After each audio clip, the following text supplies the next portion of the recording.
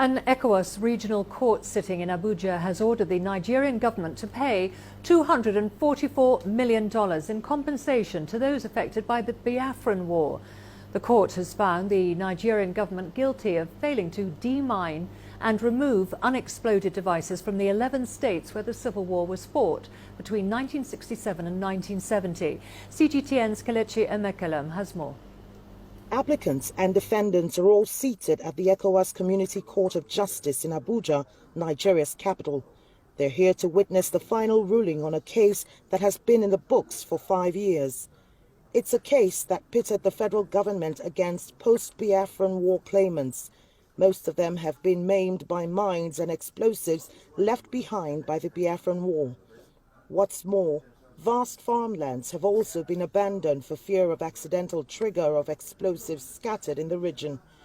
And finally, the government has not just agreed to rid the region of explosives, but also pay those who have suffered the consequences of a war 47 years after. Not only will there be compensation to people that lost their limbs, that were victims of various explosions, landmines, but also the farmlands will be cleared. The farmlands will be cleared of all these bombs. You know, for 40-something years now, majority of the farmlands in the southeast and south-south has laid fallow because of fear of explosion.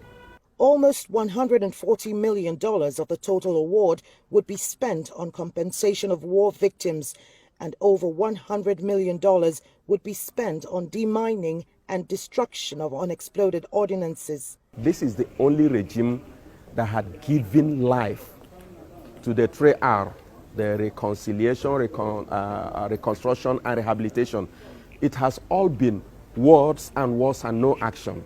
And so we thank the present regime for taking this bold step, for agreeing to out-of-court settlement. The Biafran War involved 11 states in southeast and southern Nigeria attempting to break away from the Nigerian state. It lasted only 2 years and 6 months, but the cost was colossal. Over 1 million people were killed, and the scars of the war are still evident nearly 5 decades later.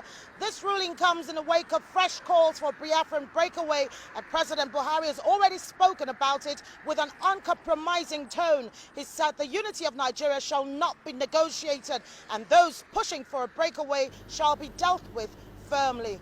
Kelechi Emekelem, CGTN Abuja, Nigeria.